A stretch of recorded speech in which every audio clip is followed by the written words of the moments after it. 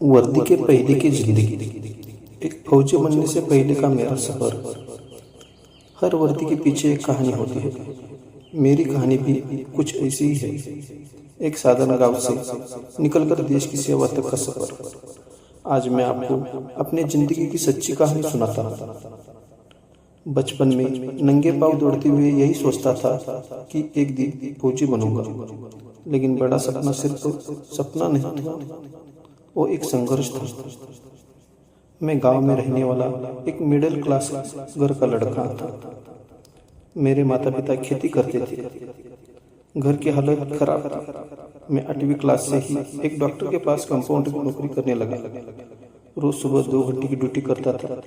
तनख्वाह थी 500 महीना। उन्हीं पैसों से किताबें और स्कूल की जरूरतें पूरी करता था। 10वीं के बाद कॉलेज के लिए गांव से 20 किलोमीटर दूर शहर जाना पड़ता था। दोपहर में कॉलेज और शाम को एक साड़ी की दुकान में काम, जहाँ 7 रुपये प्रति घंटे मेरी मिलती थी। पगार धीरे धीरे बढ़ती गई, लेकिन दिल में हमेशा एक ही सवाल रहता था, मेरे सपनों का क्या हुआ। 12वीं के बाद मैं अपने दोस्त के साथ भर्ती प्रशिक्षण स्कूल गया। वहाँ 30,000 फीस लगती थी।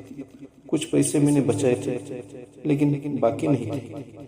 मेरे पिता ने खेती में साल भर मेहनत की थी और जो थोड़े पैसे आए थे वो मुझे दे दिए। शाम का वक्त था जब पिताजी ने वो पैसे मेरे हाथ में रखे। मेरे आंखों से आंसू बह निकले। मैंने पूरी मेहनत से ट्रेनिंग की, लेकिन कहते हैं ना, कभी कभी कामयाबी वक्त मांगती है। पहली बार मैं भर्ती नहीं हो पाया। ट्रेनिंग के दौरान चोट लगी तो घर आ गया। फिर से कॉलेज और दुकान शुरू कर दी। कुछ दिन बाद फिर से भर्ती का फॉर्म निकला। दोस्त ने कहा था, अगर आप हार नहीं मानते वही असली जीत है। मैंने फिर से मेहनत की। इस बार फिजिकल पास, रिटर्न में अच्छे मार्क्स, लेकिन मेडिकल में आउट कर दिया।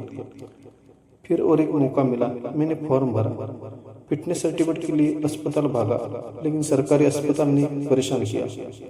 एक हफ्ता चक्कर काटता रहा, हर दिन वही नई टेस्ट। आखिरकार गुस्से में आकर सरकारी कागज फाड़ दिए और प्राइवेट वाला सर्टिफिकेट भेज दिया। कुछ दिन बाद मेडिकल का कॉल आया और मैं पास हो गया। गांव भर में खबर फैल गई। सब पूछने लगे, कब जा रहे हैं। मेरे पास कोई जवाब नहीं था। ज्वाइनिंग नहीं आई तो फिर मैं खेतों में काम करने लगा। हताश था, लेकिन उम्मीद बाकी थी। और एक दिन वो समय आ ही गया। मुझे ज्वाइनिंग लेटर मिल गया।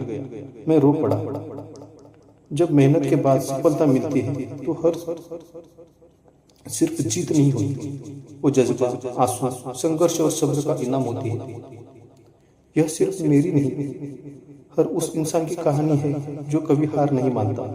अगर आप मेरी तरह जूझ रहे हैं तो याद रखिए, आपकी मेहनत कभी बेकार नहीं जाएगी। बस चलते रहिए, सफलता एक दिन जरूर मिलेगी। अगर मेरी कहानी आपको अच्छी लगी हो तो जरूर शेयर करें। मिलते हैं अगली कहानी में। जय हिंद।